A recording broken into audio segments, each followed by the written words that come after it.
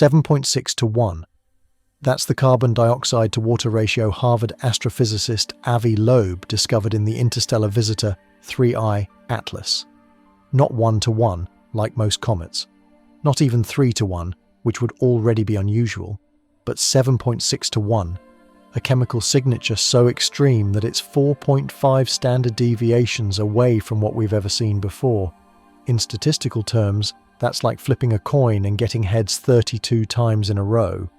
Possible, but so improbable that it forces us to ask uncomfortable questions. And now, as 3I Atlas hurtles toward its closest approach to the Sun on October 29, 2025, disappearing behind solar glare just when things get most interesting, Avi Loeb has made his most controversial claim yet.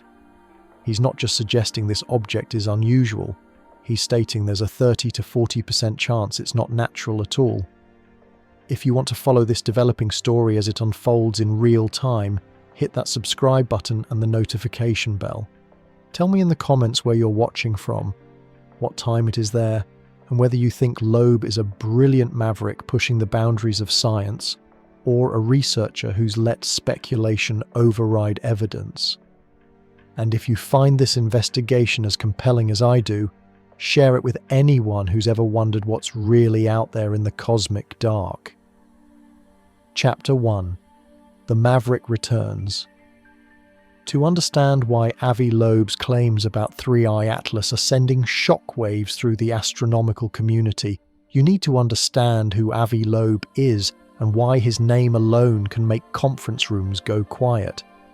Abraham Avi Loeb is not some fringe researcher operating from the margins of academia.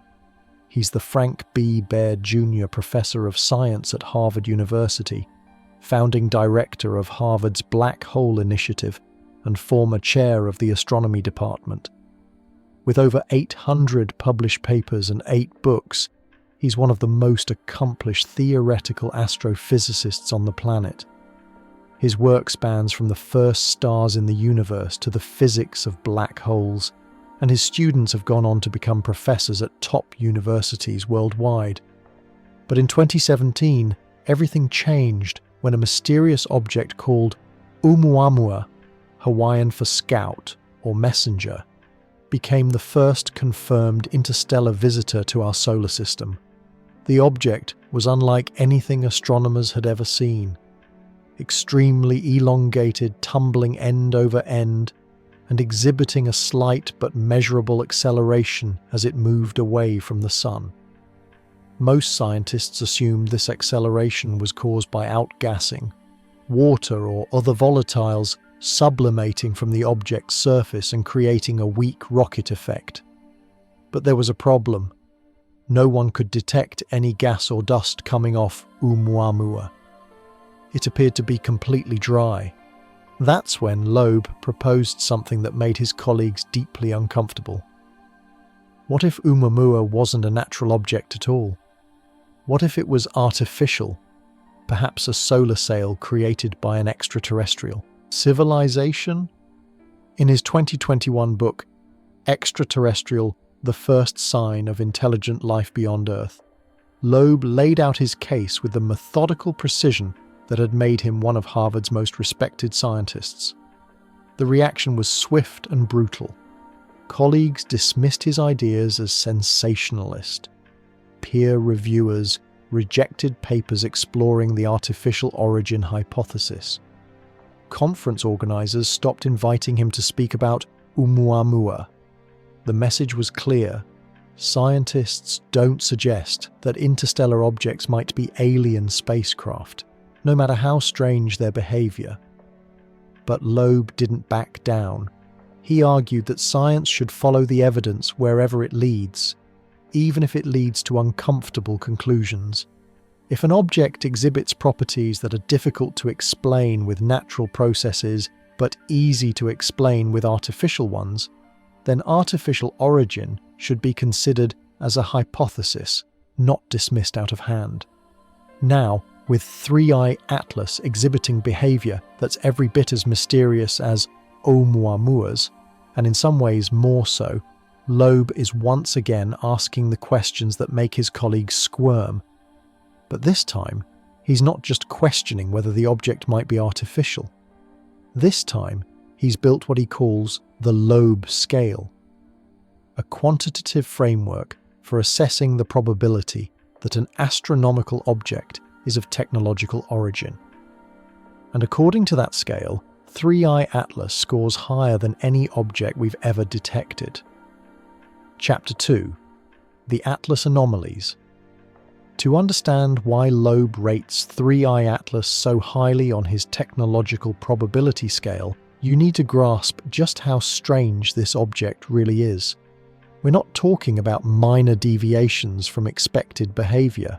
We're looking at a cascade of anomalies that, taken together, paint a picture that challenges our fundamental understanding of what interstellar objects should look like. The chemical impossibility. Let's start with that 7.6 to 1 carbon dioxide to water ratio, because this isn't just unusual, it's nearly impossible to explain through natural processes. When the James Webb Space Telescope pointed its infrared instruments at 3I Atlas on August 6, 2024, at a distance of 3.32 astronomical units from the Sun, what it found defied every model of comet composition we've developed over decades of study. Dr. Martin Cordner from NASA Goddard, who led the JWST analysis team, published findings that should have been front-page news in every scientific journal. The coma, the cloud of gas and dust surrounding the nucleus, showed not just high levels of carbon dioxide, but a CO2-H2O mixing ratio that was 4.5 standard deviations above the trend line for all previously observed comets. To put this in perspective, in the entire catalogue of comets we've studied, the next highest CO2-H2O ratio is below 3.1, and that was already considered unusual. Most comets show ratios closer to 1.1 or are even water-dominated. 3I Atlas flips this relationship completely. It's essentially a dry ice comet with water as a minor component. How does this happen naturally? There are only two plausible explanations, and both require extreme conditions. The first involves radiation processing. If 3I Atlas spent billions of years in the interstellar medium being bombarded by cosmic rays, the high-energy particles could have preferentially destroyed water molecules while leaving carbon dioxide intact. Water molecules are easier to break apart than CO2 molecules, and over geological timescales, an initially water-rich comet could theoretically become carbon dioxide-rich through sheer attrition. But this explanation requires not just billions of years of exposure, but billions of years where the water ice remained on the surface, unprotected by any dust layer or internal structure.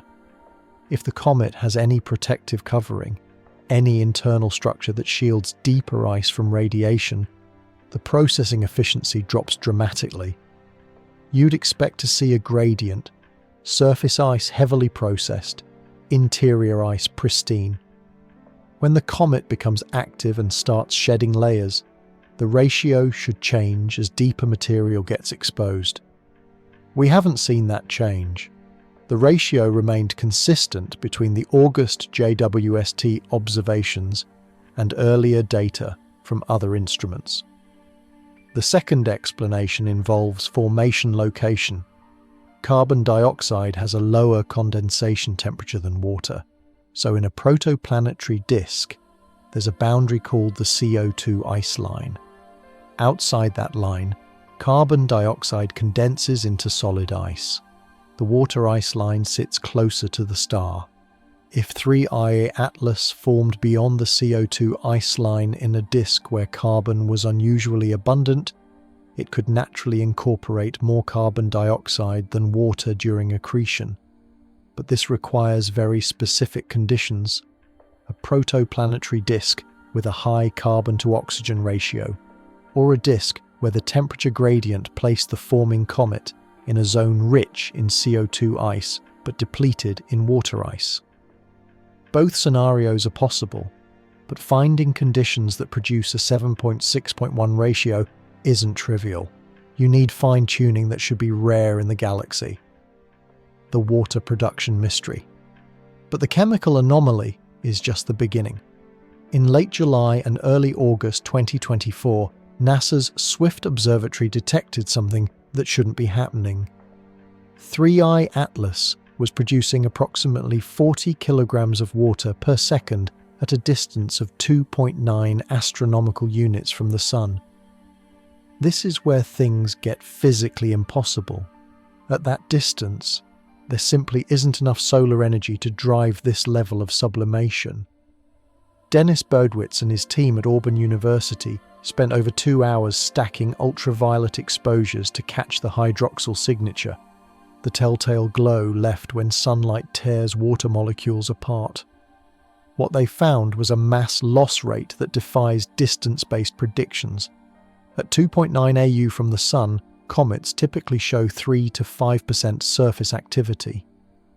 3I Atlas was showing at least 8%, nearly double. But here's where it gets strange. The math doesn't work for pure surface sublimation.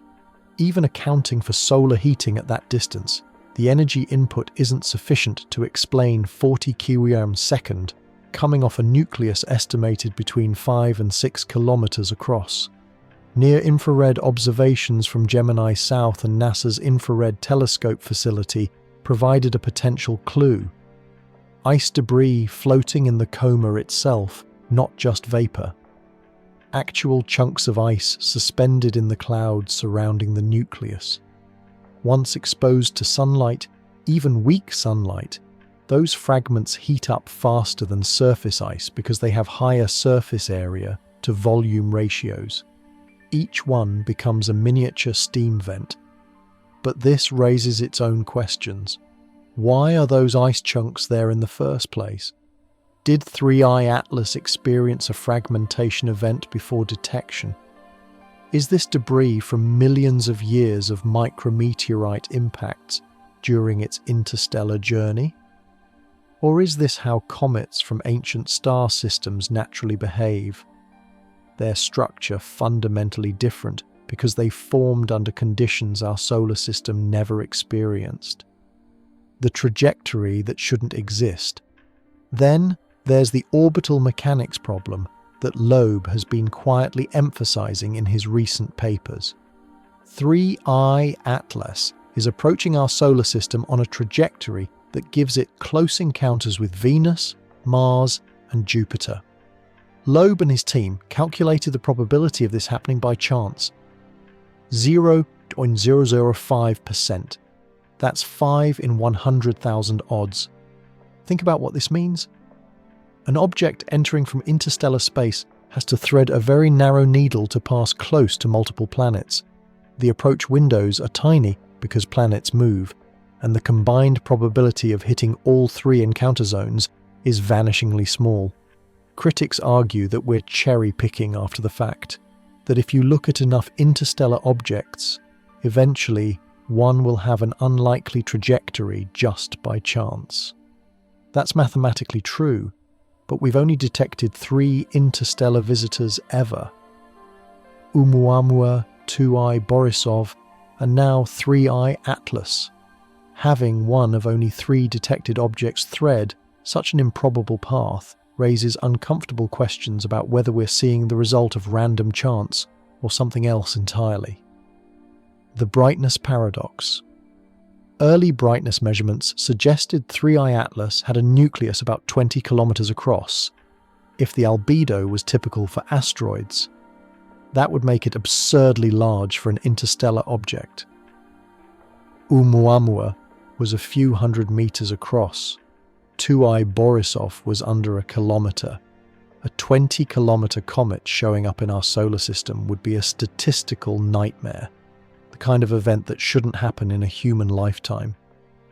But then, the Hubble Space Telescope resolved the coma, and the estimates dropped to 5 to 6 kilometers based on actual nucleus brightness, versus total system brightness, including dust. That's still big, still unusual, but within the realm of possibility for a natural object, except the early brightness measurements weren't wrong, they were real. 3I Atlas genuinely appeared brighter than it should have for a 5-kilometer comet at that distance. Loeb suggests this could be explained by unusual reflectivity, if the surface has metallic components, if the shape focuses reflected light, if the material properties are fundamentally different from porous ice and dust. That could be natural. Metallic asteroids exist, but combined with everything else, it adds weight to the probability assessment that something unusual is happening here. Chapter 3. The scientific establishment responds.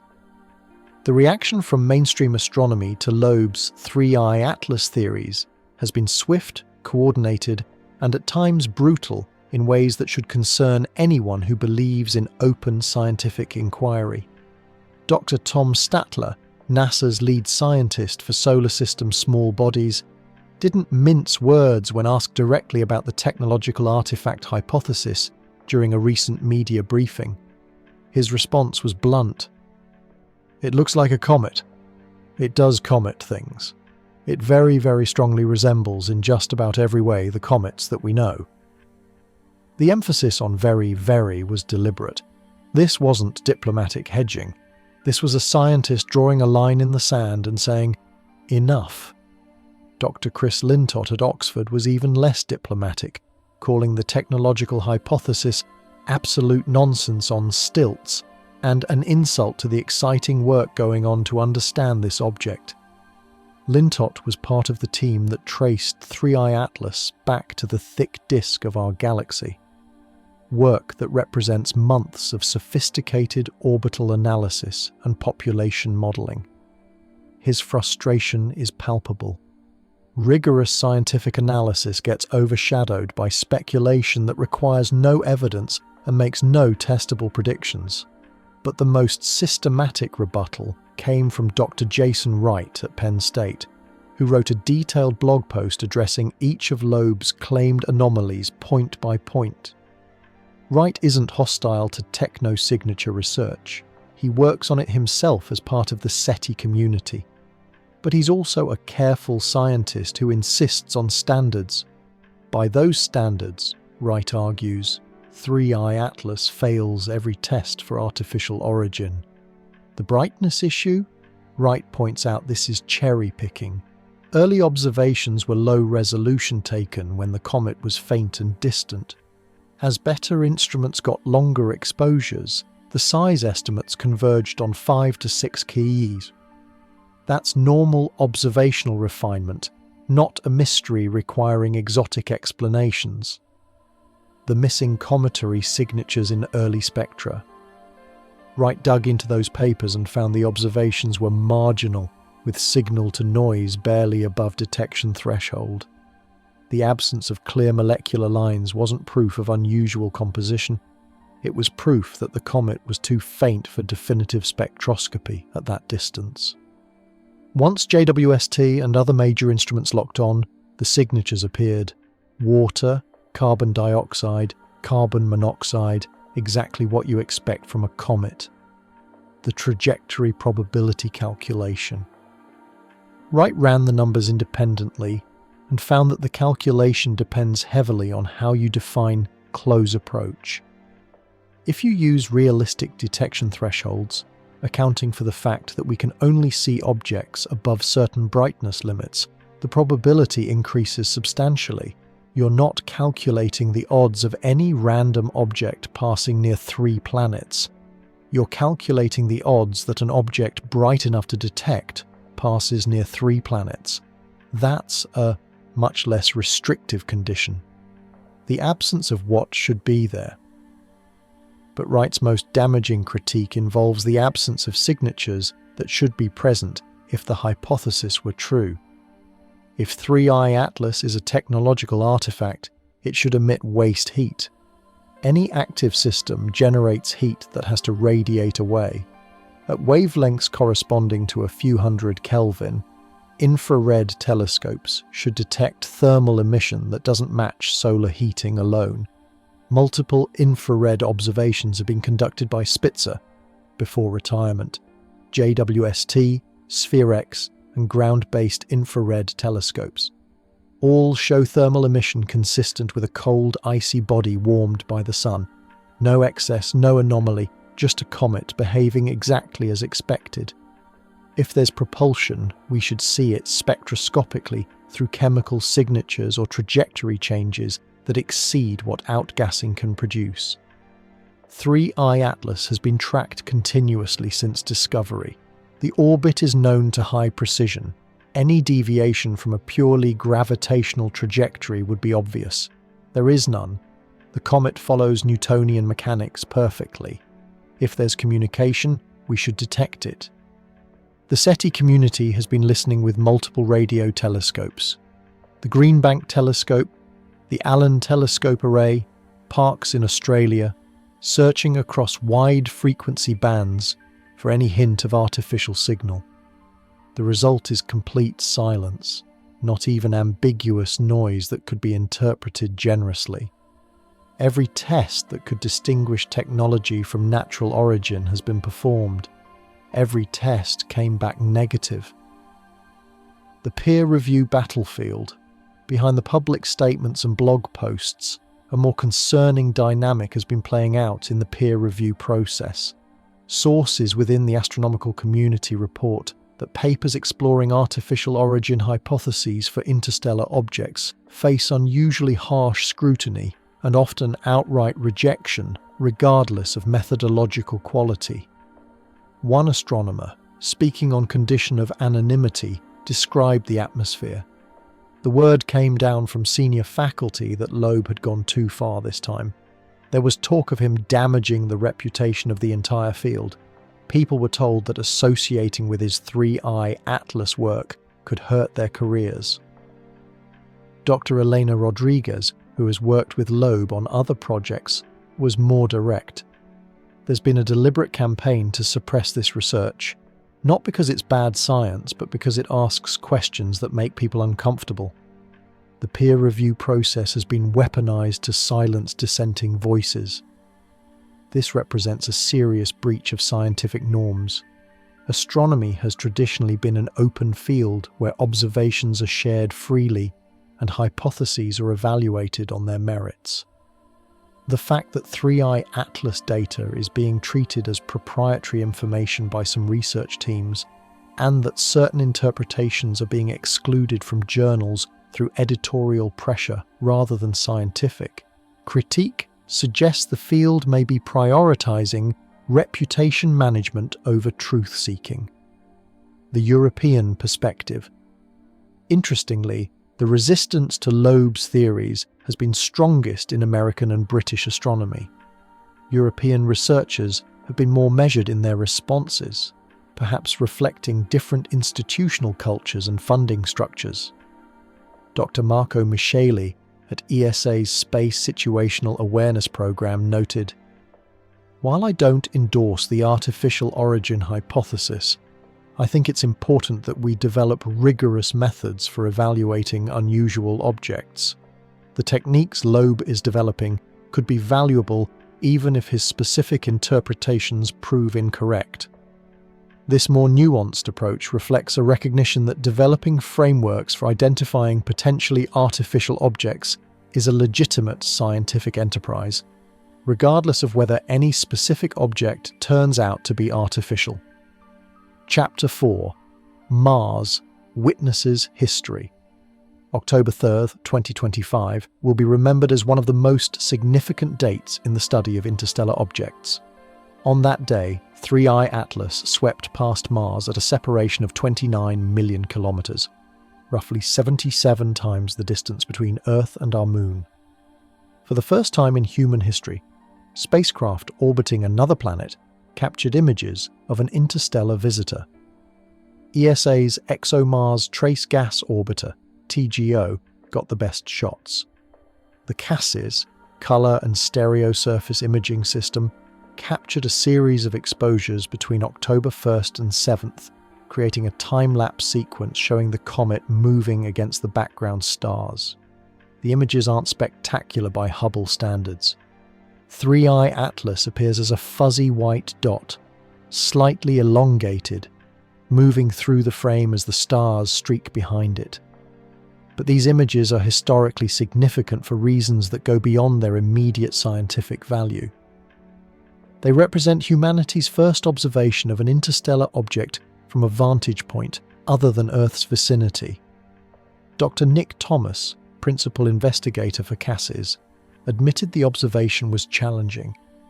The comet is around 10,000 to 100,000 times fainter than our usual target, that target being Mars, a planet reflecting sunlight at close range.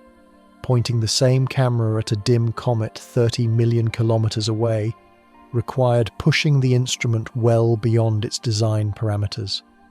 But they succeeded. The images confirm that 3i Atlas was exactly where orbital mechanics predicted it should be, doing exactly what a comet should do when approaching the Sun. The coma was clearly visible, several thousand kilometers across, proving that activity was sustained as the object heated up. What the images reveal. While the Mars orbiter images might look unremarkable to casual observers, they contain crucial information for astronomers trying to understand 3i Atlas. First, they confirm that the object was intact during the flyby. If fragmentation had occurred, Mars Express or TGO should have detected multiple objects, or an elongated debris cloud. The fact that they saw a single brightness concentration with a symmetric coma suggests the nucleus remained coherent. However, there's one detail that nobody is discussing publicly, but everyone is thinking about privately. The coma was larger than expected.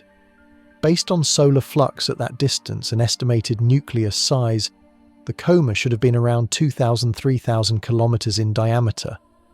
The CASIS images suggest 4,000–5,000 kilometers. That's not a huge discrepancy. Coma size estimates are notoriously uncertain, but it's larger than models predict if outgassing scales linearly with solar heating. Why larger? One explanation is that the nucleus is more active than assumed. Perhaps 10 or 12% of the surface is releasing volatiles rather than the 8% previously estimated.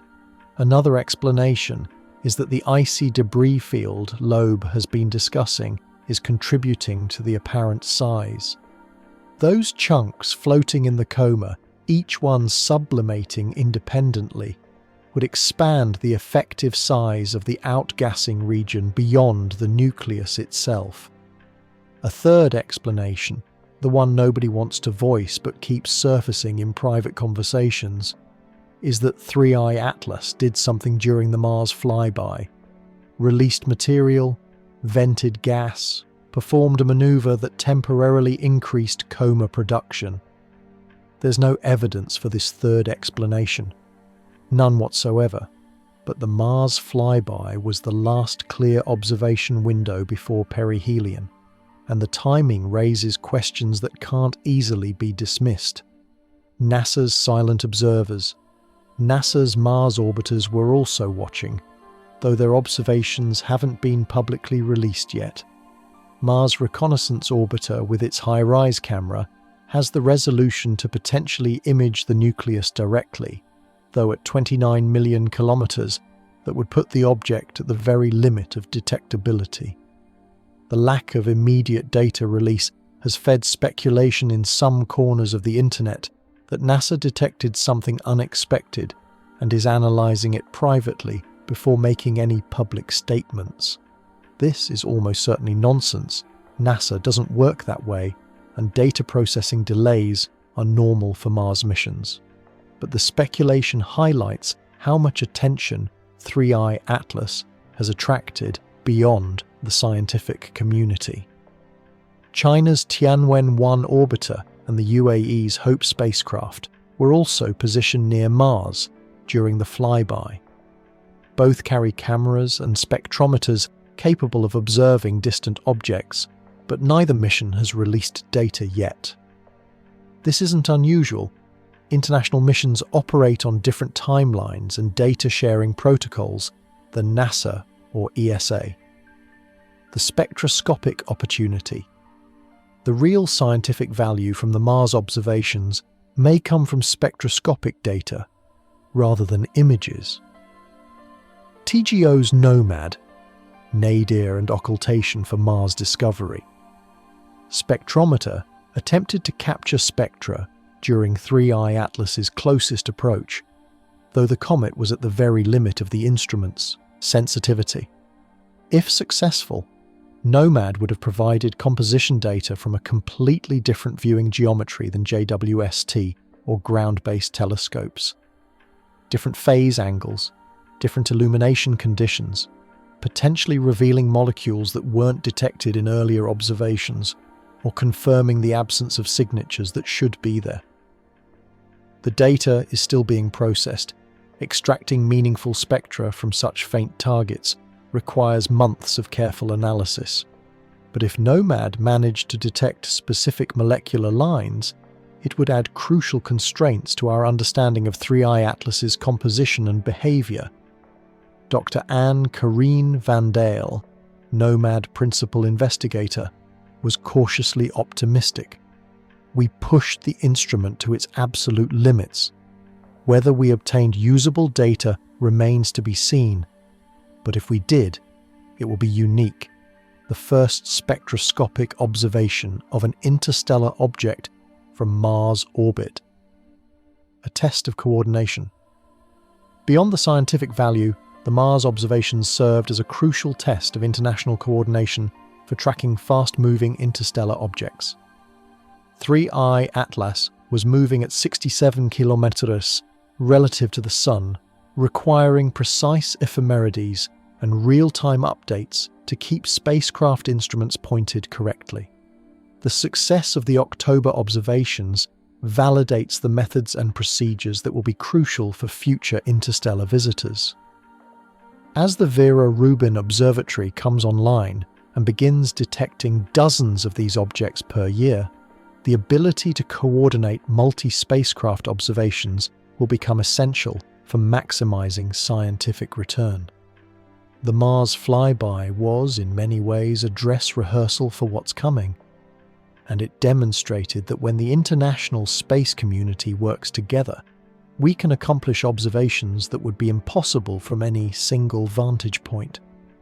Now, as 3I Atlas continues its journey toward perihelion hidden behind the Sun's glare, those Mars observations represent our last clear look at the object before it undergoes the most intense heating of its multi-billion-year existence.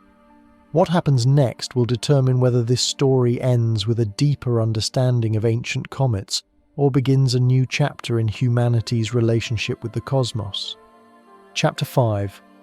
Behind the Solar Veil, October 29th.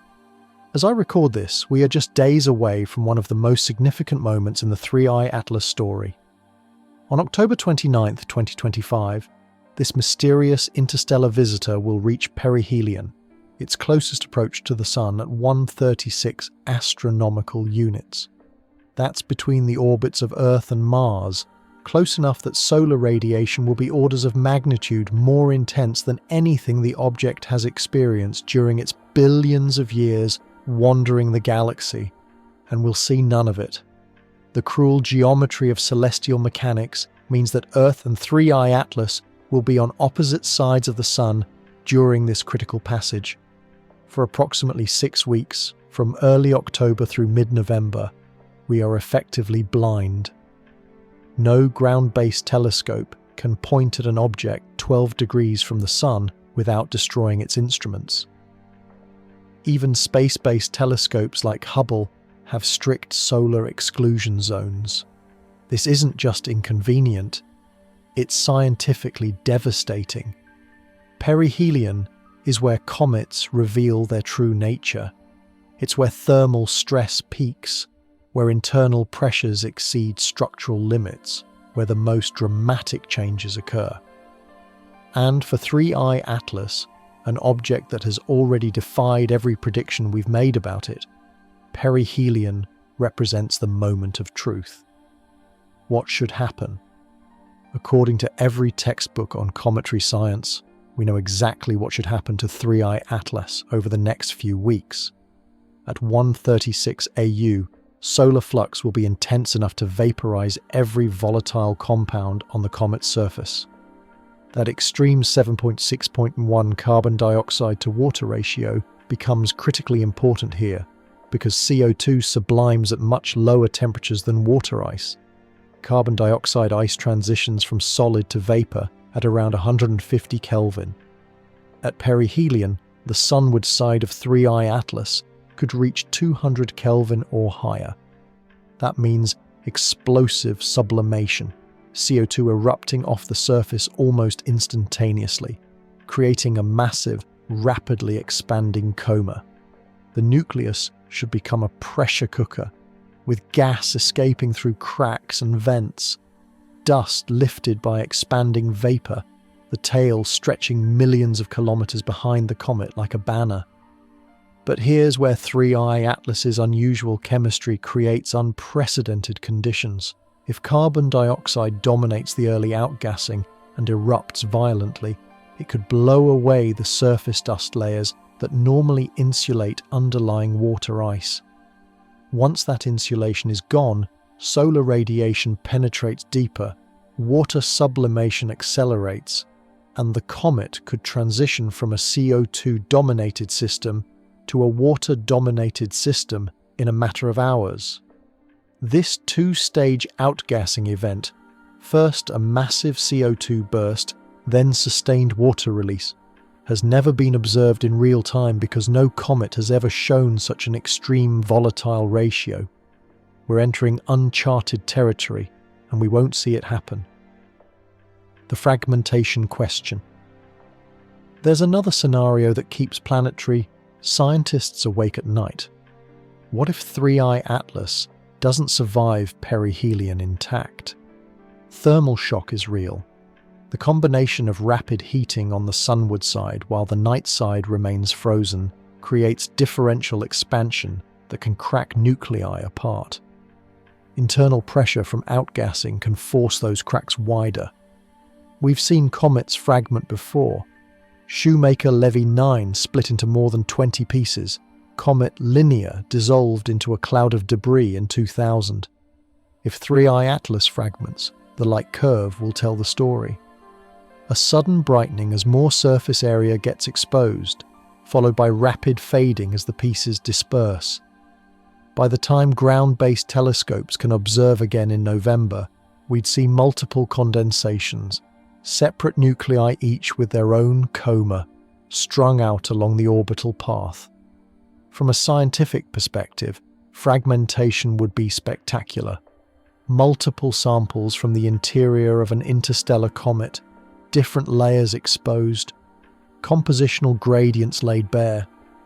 But it would also mean we missed the breakup event itself, the moment of destruction, the forces involved, the way the material separated.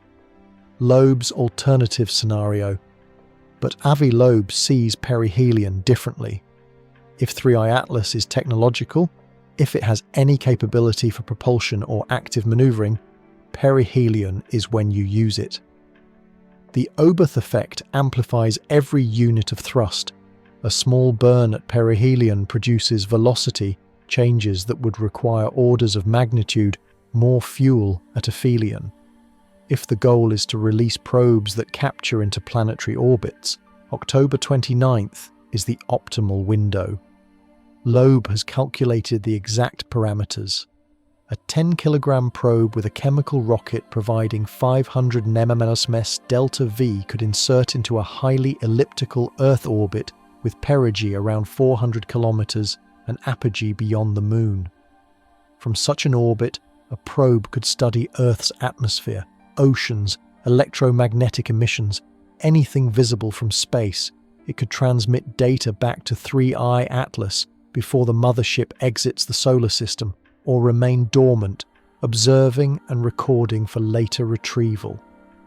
The arrival window, according to Loeb's calculations, would be late November, between November 21st and December 5th, depending on the exact release point and trajectory. That assumes minimal course corrections during transit.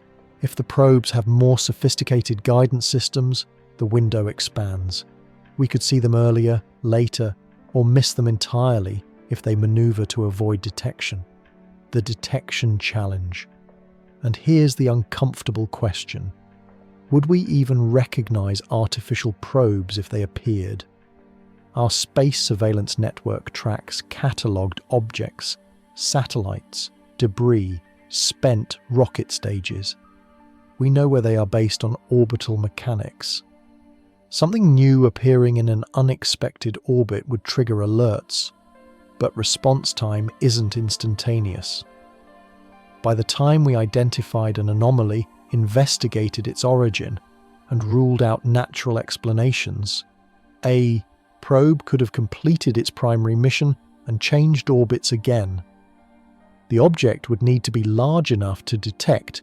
Our network can track objects down to about 10 centimeters in low Earth orbit, but something entering from interstellar space with active maneuvering capability could easily evade detection if it chose to. Loeb has tasked his Galileo project observatories to monitor for exactly this scenario. 3 sites running continuous all-sky surveys in optical, infrared, and radio wavelengths. During the November-December window, detection thresholds will be lowered, false positives will increase, but so will sensitivity to genuine anomalies. The real-time data gap. The only potential real-time information during perihelion will come from heliospheric observatories. Parker Solar Probe is nowhere near the right position, but Stereo and SOHO might catch scattered light observations if 3i Atlas produces a major outburst. If the coma expands rapidly enough, solar monitoring satellites could detect changes in scattered solar radiation. It would be indirect, low resolution, but it would be something, a data point during the blind period when everything else is inference and prediction. The data drought ends in November when ESA's JUICE spacecraft gets its observations. Positioned perfectly for post-perihelion imaging, JUICE will observe with multiple instruments between November 2nd and 25th. Janus cameras for detailed imaging, MAGIS spectrometer for compositional analysis, PEP particle detector for coma environment studies. But here's the catch. We won't see that data until February 2026. JUICE is using its high-gain antenna as a heat shield right now, relying on slower backup systems for communication. The observations get stored on board and downloaded when bandwidth allows. 3 months of latency. 3 months of speculation and argument while the answer travels toward Earth at light speed, locked in JUICE's memory banks. Chapter 6. The CO2 Enigma, a chemical signature from another world. Let's dive deeper into the single most compelling piece of evidence in the entire 3i Atlas mystery, that extraordinary 7.6.1 carbon dioxide to water ratio. Because when you really understand what this number means, what it tells us about where and when this object formed, you begin to appreciate why Avi Loeb considers it a potential techno-signature. The James Webb Space Telescope's observations on August 6, 2024 weren't just routine spectroscopy. They were precision measurements using the most advanced infrared instrument ever built, pointed at an object 3.32 astronomical units away, capturing photons that had travelled across interstellar space for potentially billions of years. What came back was a chemical profile that exists nowhere else in our observed comet catalogue. The statistical impossibility Dr. Martin Cordoner's team at NASA Goddard didn't just find high CO2 levels, they found a ratio that was 4.5 standard, deviations above the trend line for all previously observed comets at similar distances. In statistical terms, this is extraordinary. 1 standard deviation is normal variation. 2 standard deviations is notable. 3 standard deviations is rare. 4.5 standard deviations suggests either we're seeing an extreme outlier or we're dealing with a fundamentally different type of object. The next highest recorded CO2-H2O ratio in our Comet database, excluding the extreme outlier C2016R2, sits below 3.1. Most long-period comets show ratios closer to 1.1. Jupiter family comets are often water-dominated. 3I Atlas doesn't just exceed these values, it shatters them. When you plot this data on a graph showing CO2-H2O ratios versus heliocentric distance for all known comets, 3I Atlas appears as a lonely point floating far above every other measurement. It's not part of the distribution, it's something else entirely. The formation environment. This ratio tells us something profound about the star system where 3I Atlas formed. Carbon dioxide and water ice condense at different temperatures in protoplanetary disks. There are boundaries called ice lines, distances from the central star where specific molecules transition from gas to solid. The CO2 ice line sits farther from the star than the water ice line. For 3I Atlas to have formed with such an extreme CO2 dominance, it must have accreted in a region where carbon dioxide was abundant, but water was scarce. This requires specific conditions, either a protoplanetary disk with an unusually high carbon-to-oxygen ratio, or temperature gradients that place the comet's formation zone in a CO2-rich, water-poor environment. Both scenarios point to a star system that looked fundamentally different from our own. Higher carbon abundance, different thermal structure, chemical gradients that would be rare in the galaxy, but not impossible.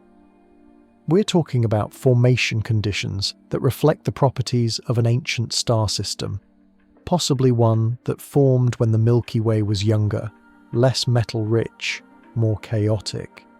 The isotopic signatures. But here's where it gets really interesting.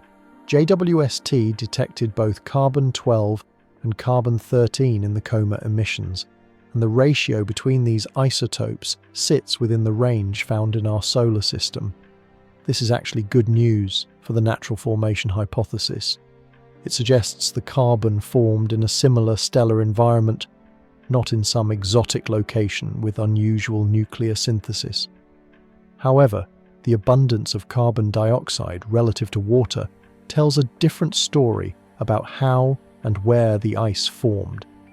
The isotopic signatures say normal star, but the molecular ratios say abnormal conditions. There's another detail from the JWST data that most analyses have glossed over. The water emission at 2.7 micrometers shows spatial structure. It's not uniformly distributed in the coma.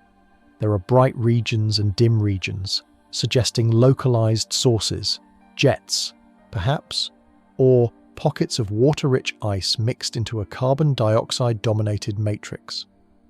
When those pockets get exposed to sunlight, they release water in bursts rather than steady sublimation. The result looks patchy in the spectral maps. Meanwhile, the carbon dioxide emission at 4.3 micrometers is smoother, more evenly distributed, consistent with widespread sublimation across the entire sunward hemisphere.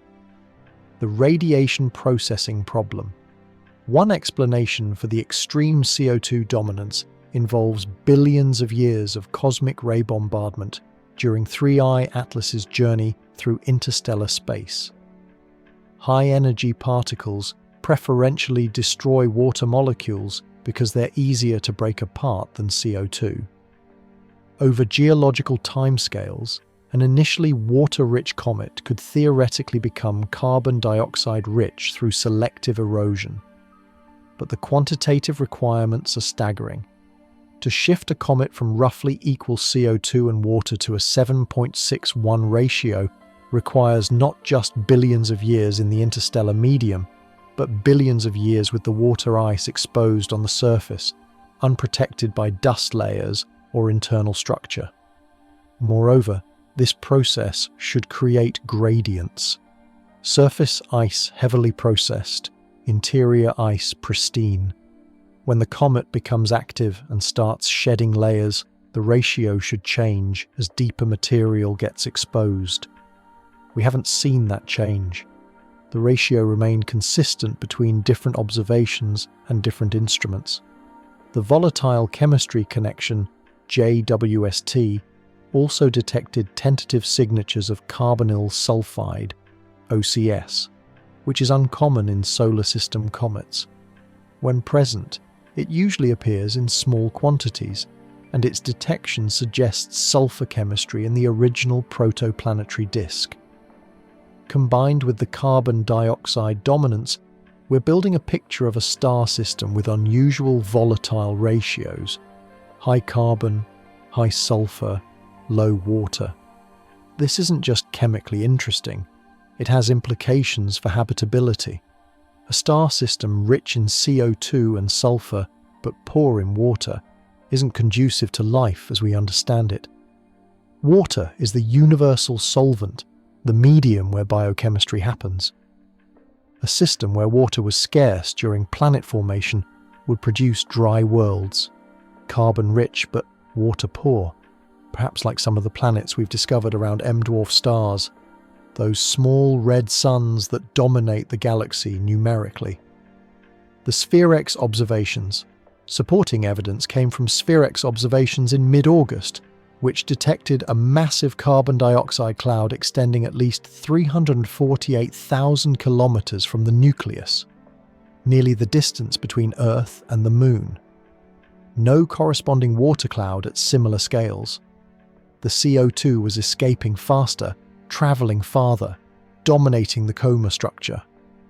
Meanwhile, water production remained below SphereX's detection limits, with an upper bound around 4.5 giga a second. That's an order of magnitude below the swift detection of 40 giga a second, highlighting how difficult water detection is for this object. The discrepancy tells us something important about observation techniques and the challenges of studying interstellar objects.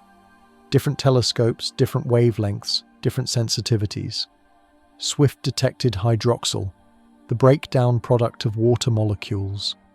SphereX looked for direct water emission lines and came up empty.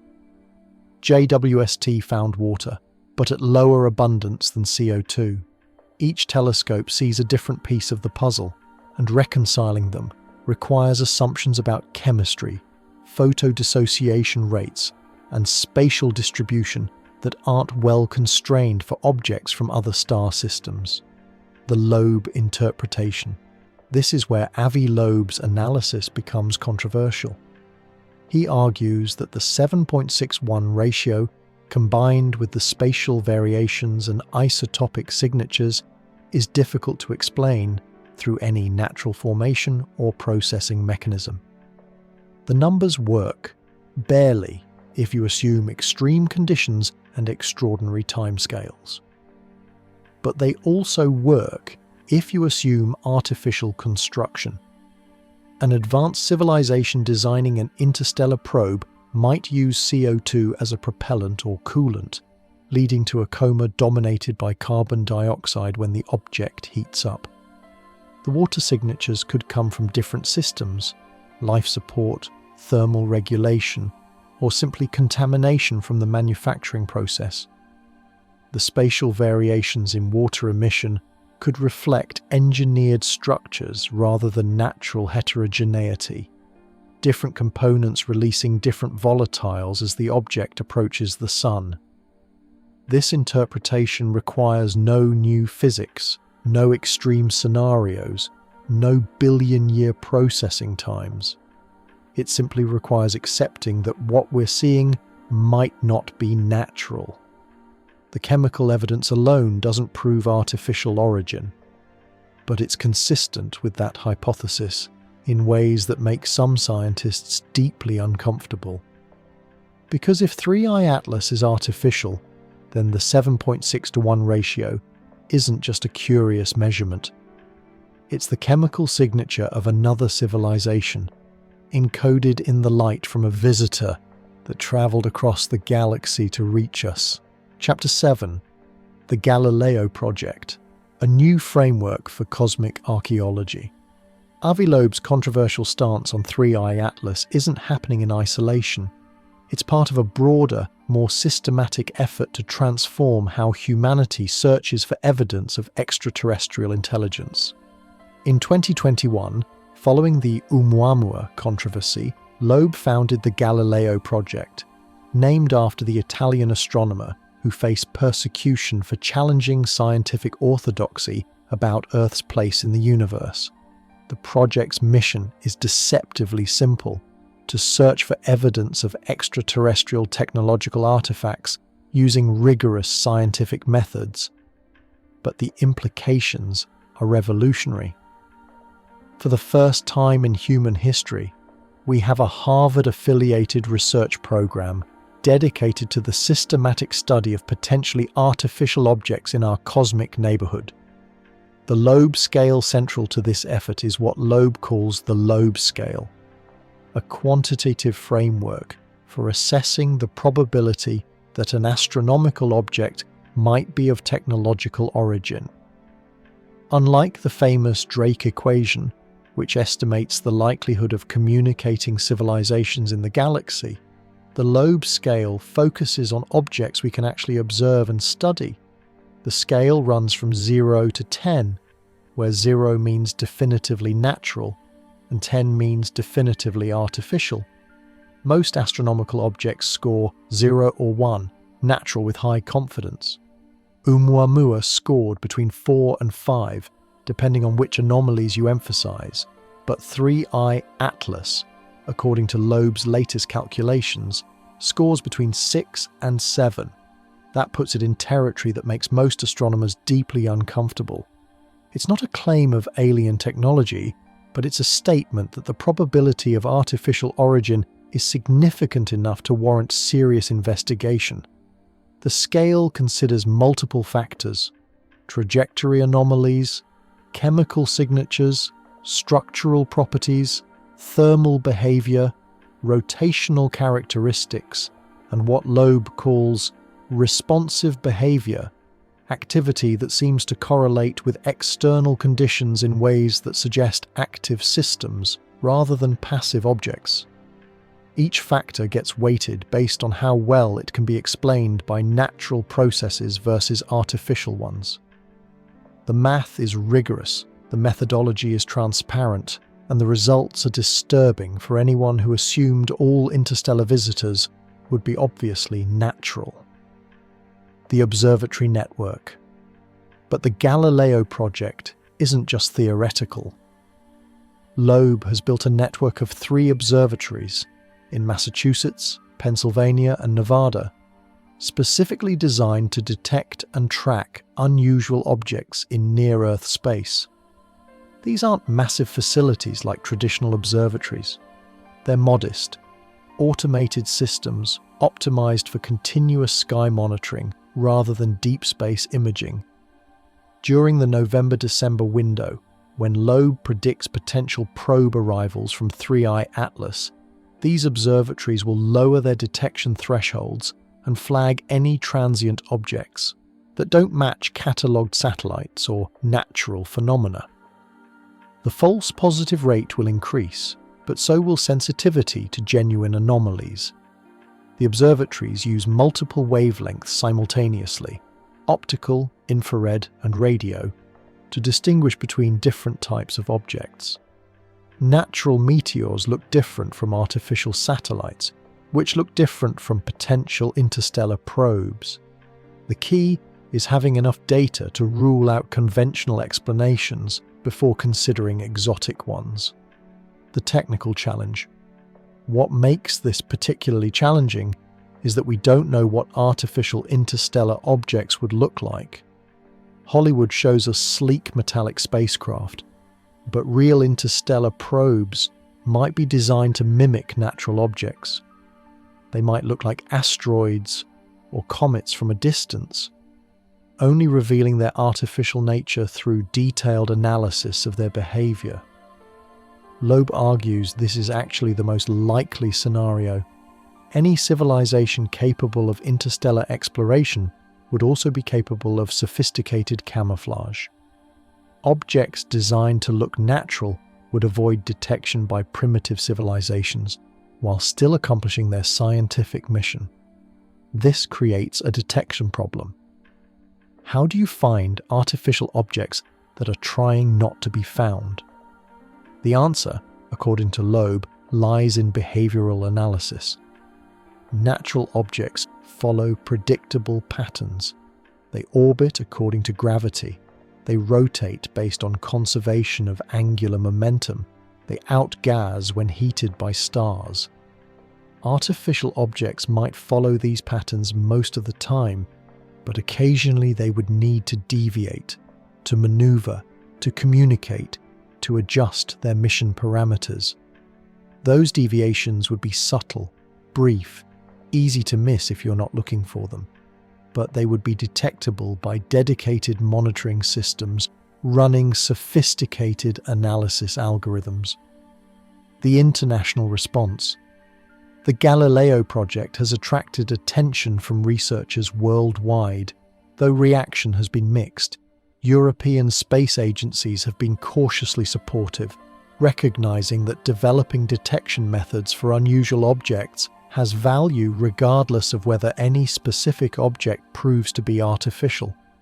Dr. Marco Micheli at ESA noted, "While the probability of detecting genuine artificial objects remains low, the techniques being developed could have applications for planetary defense, space situational awareness, and conventional astronomy. It's legitimate research with potential practical benefits." Asian space programs have been more openly interested. Chinese researchers have published papers exploring similar detection methodologies, though they avoid explicit discussion of extraterrestrial technology. Japanese astronomers have participated in workshops on anomalous object detection that use carefully neutral language while addressing the same fundamental questions. But American and British astronomy establishments have been largely hostile. The resistance isn't just scientific skepticism, it's institutional concern about reputation and funding. Astronomy is a competitive field where careers depend on peer acceptance. Being associated with alien hunting can be professional suicide, even when the methodology is rigorous. The 3i Atlas test case. This makes 3i Atlas a critical test for the entire enterprise. If Loeb's predictions about probe deployment prove correct, if objects appear in Earth orbit during the November-December window, it would validate not just his specific hypothesis, but the entire approach of systematic technosignature research. If nothing happens, if 3i Atlas behaves exactly like a natural comet throughout its passage, it would be a significant blow to the artificial origin hypothesis. Loeb has staked considerable reputation on his 3i Atlas predictions, and failure would likely set back serious techno-signature research for years. But there's a middle ground that might be even more important. If 3i Atlas continues to exhibit anomalous behavior without clearly revealing artificial origin, it would demonstrate the need for better detection methods and more sophisticated analysis techniques. The object would serve as a calibration target for future instruments and algorithms. The philosophical stakes, beyond the technical aspects, the Galileo project represents a fundamental shift in how we think about our place in the universe. For centuries, astronomy has operated under the assumption that everything we observe is natural unless proven otherwise. This assumption made sense when our instruments were primitive and our understanding limited. But we now live in an era where we can detect planets around other stars, where we can measure the chemical composition of objects billions of light years away, where our telescopes can potentially identify technological signatures if they exist. The assumption of universal naturalness may no longer be scientifically justified. Loeb argues for what he calls cosmic modesty, the recognition that human technology is likely primitive compared to civilizations that have had millions or billions of years to develop. If such civilizations exist and have mastered interstellar travel, some fraction of the objects we observe should be artificial. The burden of proof, he claims, should be on demonstrating that objects are natural, not on proving they're artificial. This represents a complete inversion of traditional astronomical thinking, and it explains why the 3I Atlas controversy has been so heated.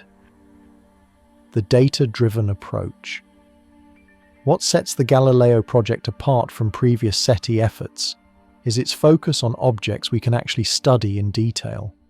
Traditional SETI searches for radio signals or optical flashes, attempts at deliberate communication across interstellar distances. But as Loeb points out, we're much more likely to encounter what he calls space archaeology, technological artifacts that weren't intended as messages but can be studied as physical objects. 3I Atlas, whatever it is here in our solar system, where we can point multiple telescopes at it, where spacecraft can observe it from different angles, where we can track its behavior over time. If it's artificial, we should be able to prove it through sustained observation and analysis. This data-driven approach makes testable predictions.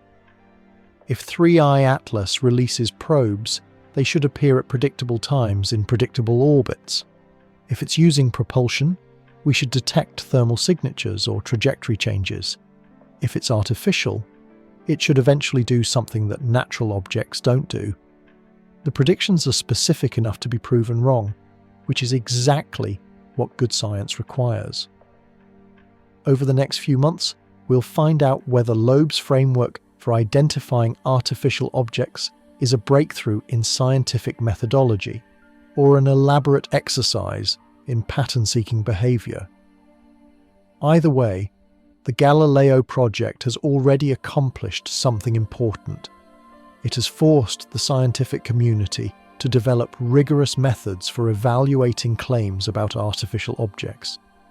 Whether or not any specific object proves to be artificial, we now have better tools for making that determination. And in a galaxy that may contain millions of technological civilizations, having those tools could prove essential for humanity's future. Chapter 8. The October Silence. What we're missing.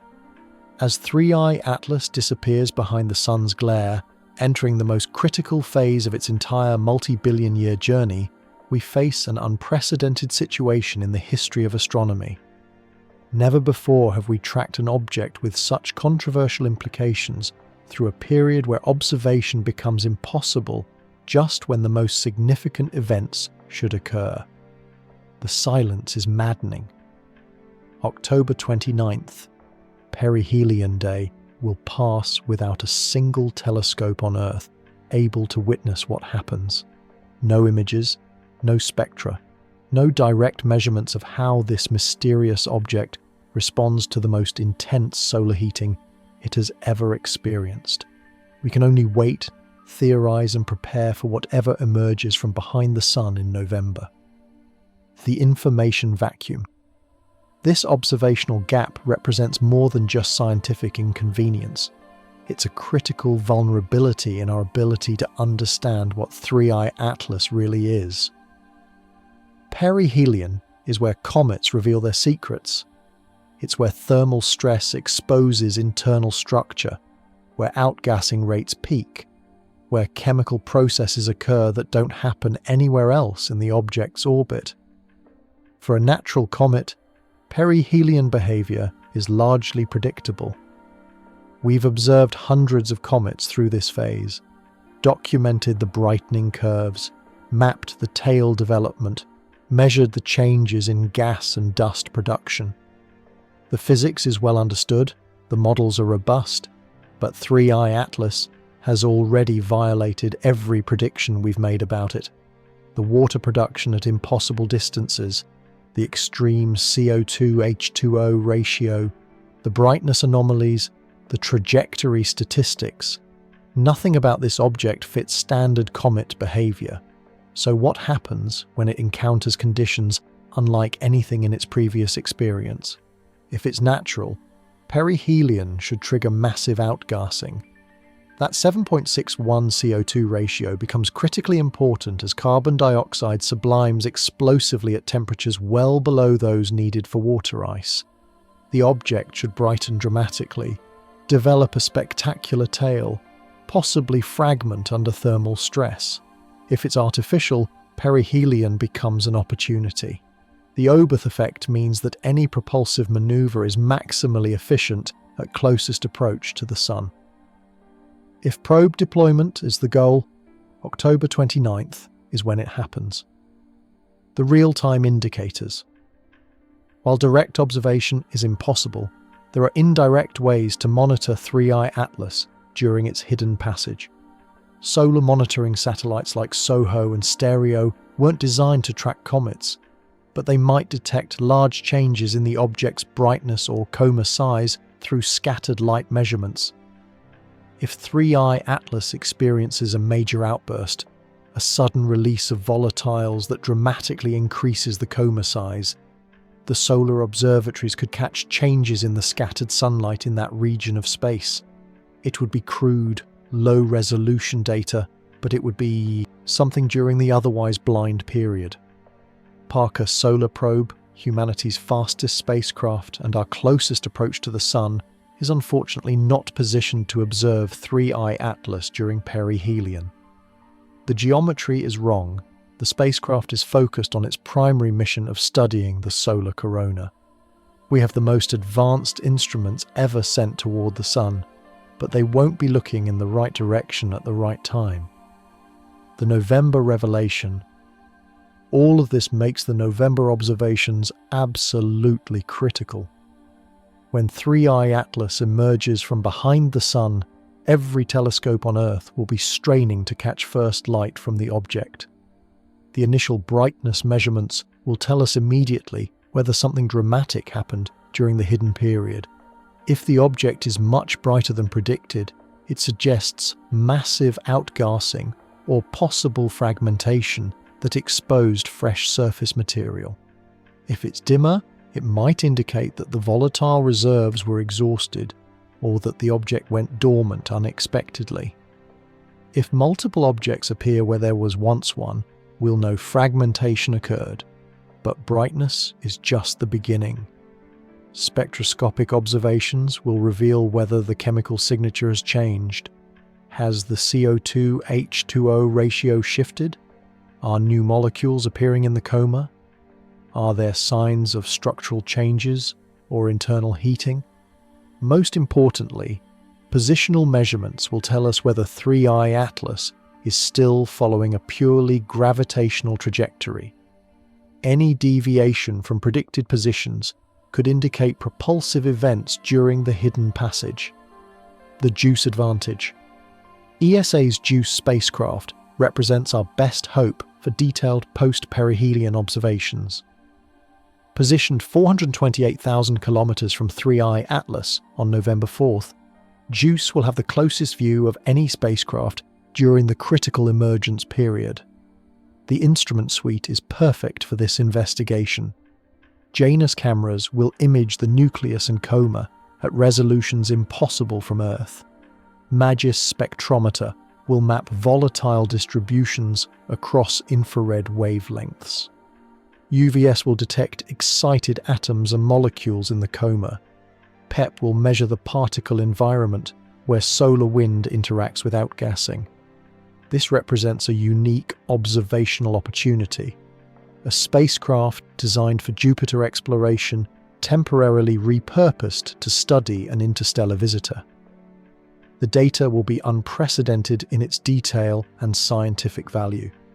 The cruel irony is that we won't see any of it until February 2026.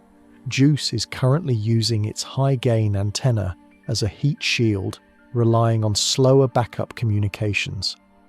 The November observations will be stored on board and transmitted when bandwidth allows, a 3-month delay during which the most important data in the 3I Atlas investigation sits locked in computer memory, travelling slowly back to Earth. The ground-based campaign. Meanwhile, ground-based observatories are preparing for the most intensive comet observation campaign in history.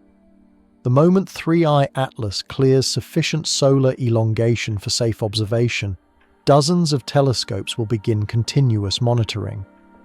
The Very Large Telescope in Chile, Keck Observatory in Hawaii, the Gran Telescopio Canarias in Spain, all will be dedicating precious observation time to this single object. Spectroscopic measurements will track chemical evolution, photometry will document brightness changes, and astrometric observations will refine the orbit to detect any anomalies. Amateur astronomers are also mobilizing. With predicted brightness levels around magnitude 10-12, 3I Atlas should be within reach of sophisticated amateur telescopes under dark skies.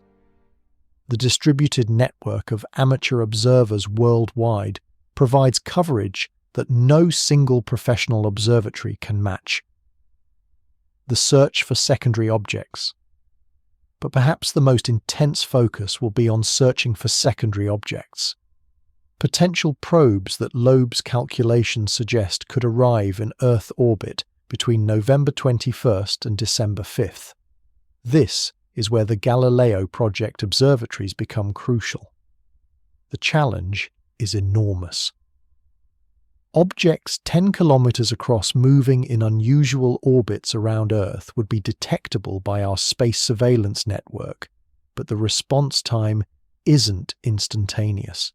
Something appearing in orbit would trigger alerts, but investigation takes time.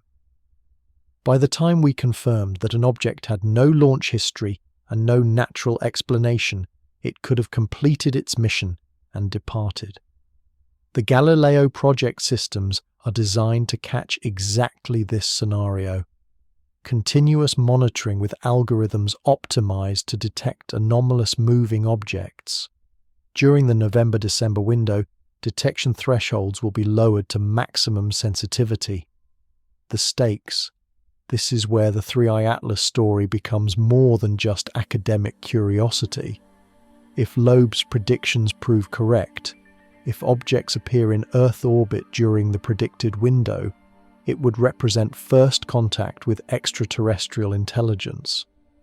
Not radio signals from distant stars, but physical artifacts in our immediate cosmic neighborhood. The implications would be staggering. Every assumption about humanity's place in the universe would require re-evaluation. Space agencies would scramble to plan intercept missions. The scientific community would mobilize resources on a scale not seen since the Manhattan Project or Apollo program. If nothing happens, if 3I Atlas behaves exactly like an unusual but natural comet, Loeb's reputation within mainstream astronomy would be severely damaged. The artificial origin hypothesis would lose credibility, potentially setting back serious techno-signature research for decades. But there's a third possibility that might be most important for the long term. If 3I Atlas continues to exhibit anomalous behavior without clearly revealing artificial origin, it would demonstrate the need for better detection methods and more sophisticated analysis techniques. The object would serve as a calibration target for future investigations of interstellar visitors. The communication protocol.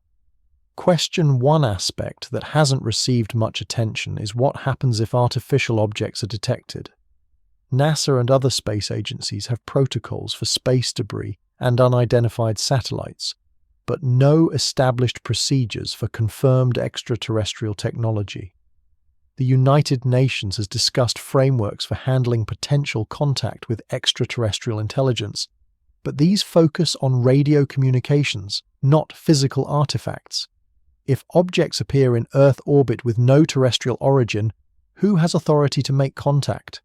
What are the rules of engagement? Loeb has been quietly advocating for international protocols to be established before they're needed. He argues that the discovery of extraterrestrial technology should be a moment that unites humanity, not divides it through nationalism or institutional competition. Whether we need those protocols in the next few months remains to be seen. But the fact that we're even discussing them shows how far we've travelled from the comfortable assumption that everything in space is natural until proven otherwise. The October silence continues. Behind the Sun, 3I Atlas approaches the most intense heating of its existence, while on Earth, we prepare instruments and algorithms and hope that when the object emerges, we'll be ready for whatever revelation it brings. Chapter 9. The Scientific Divide. Reputation versus Truth.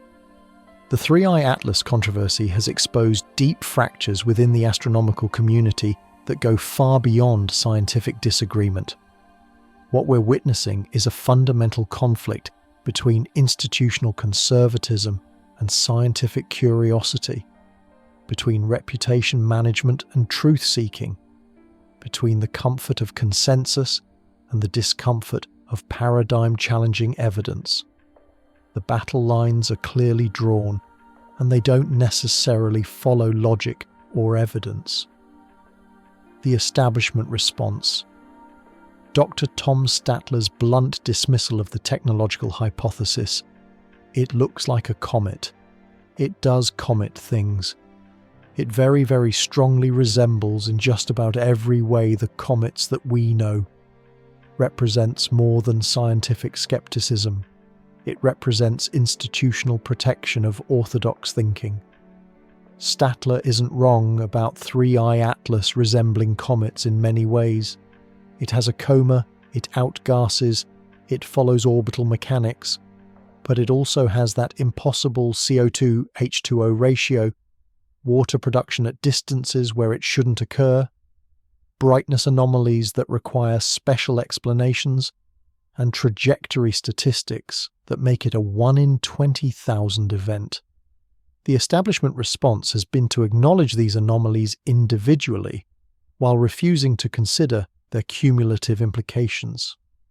Each strange behavior gets its own ad hoc explanation: radiation processing for the chemistry, debris fields for the water production, measurement uncertainties for the brightness, coincidence for the trajectory, the possibility that they might be manifestations of a single underlying cause is dismissed without serious analysis. The peer review weaponization. More concerning than public statements is what's happening behind the scenes in the peer review process. Multiple sources within the astronomical community report that papers exploring artificial origin hypotheses face unprecedented scrutiny and often outright rejection, regardless of methodological quality. Dr. Elena Rodriguez, who has collaborated with Loeb on other projects, described the atmosphere. Papers that carefully analyze unusual aspects of 3I Atlas get rejected with reviews like, "This speculation is not appropriate for a scientific journal." Meanwhile, papers that dismiss anomalies with hand-waving explanations sail through peer review without challenge. This represents a serious corruption of the scientific method. Peer review is supposed to evaluate methodology and evidence, not police acceptable conclusions. When reviewers reject papers based on their implications rather than their quality, the system stops serving its function of advancing knowledge and becomes a tool for enforcing conformity. The international dimension. Interestingly, the resistance to Loeb's theories has been strongest in American and British astronomy, while European and Asian researchers have been more measured in their responses. This may reflect different institutional cultures and career structures. Dr. Marco Micheli at ESA noted, "While I don't endorse the artificial origin hypothesis, I think developing methods for evaluating unusual objects is legitimate research. The techniques could have value regardless of whether any specific object proves to be artificial." This more nuanced approach recognizes that technosignature research is a valid scientific enterprise, even if the probability of success is low. It reflects a research culture that values methodological innovation over consensus maintenance. Chinese researchers have been particularly active in analyzing 3I Atlas data, though they publish primarily in Chinese language journals that receive little attention in Western astronomy. Some of this work has identified anomalies consistent with Loeb's findings, though the researchers are careful to avoid explicit discussion of artificial origins. The media coverage gap. Despite the potentially revolutionary implications of Loeb's claims, mainstream science journalism has largely ignored the 3I Atlas story. This silence is particularly striking given the media attention that Loeb's Oumuamua theories received when his book was published. Several science journalists have admitted privately that they've been discouraged from covering the story by editors who consider it too speculative or not newsworthy. Others report pressure from sources within the astronomical community who argue that coverage would legitimize fringe theories and damage the credibility of mainstream science. This media blackout represents a dangerous precedent. If researchers can effectively censor coverage of legitimate scientific debate through pressure and intimidation, the public's right to know about important discoveries is under threat. The career consequences. The professional risks of association with Loeb's 3I Atlas research are real and documented. Junior researchers have been advised by mentors to avoid the topic entirely. Postdocs have had job offers withdrawn after presenting work on interstellar object anomalies. Graduate students have been encouraged to change thesis topics to avoid career damage. Dr. Robert Kim, a spectroscopist who conducted independent analysis of 3I Atlas's chemical signatures, described his experience. "I found isotopic anomalies that supported some of Loeb's interpretations. When I tried to publish the results, my department chair told me the research was too controversial and could hurt the university's reputation. The paper was eventually published in a minor journal with a misleading title that obscured its connection to the artificial origin debate. This institutional intimidation extends beyond individual careers to entire research programs. Observatories that have dedicated telescope time to 3I Atlas observations report pressure to justify their allocation decisions. Grant applications that mention technosignature research face additional scrutiny from review panels. The philosophical stakes. The intensity of the backlash against Loeb's theories suggests that more than scientific reputation is at stake. The artificial origin hypothesis for 3I Atlas challenges fundamental assumptions about humanity's place in the universe and the nature of intelligence itself. For decades, astronomy has operated under the comfortable assumption that while life might exist elsewhere in the universe, intelligence capable of interstellar travel remains beyond current observation. This assumption allows us to study the cosmos as a purely natural phenomenon, with Earth as the only known example of technological civilization. If 3I Atlas is artificial, this comfortable isolation ends. We would be confronted with evidence that intelligence has achieved capabilities we can barely imagine, that technological civilizations have been sending artifacts across the galaxy for unknown purposes, that we exist in a universe where intelligence is not rare but common. The psychological adjustment required for this recognition would be enormous, not just for the general public, but for scientists who have built careers on the assumption of cosmic solitude. The data liberation movement.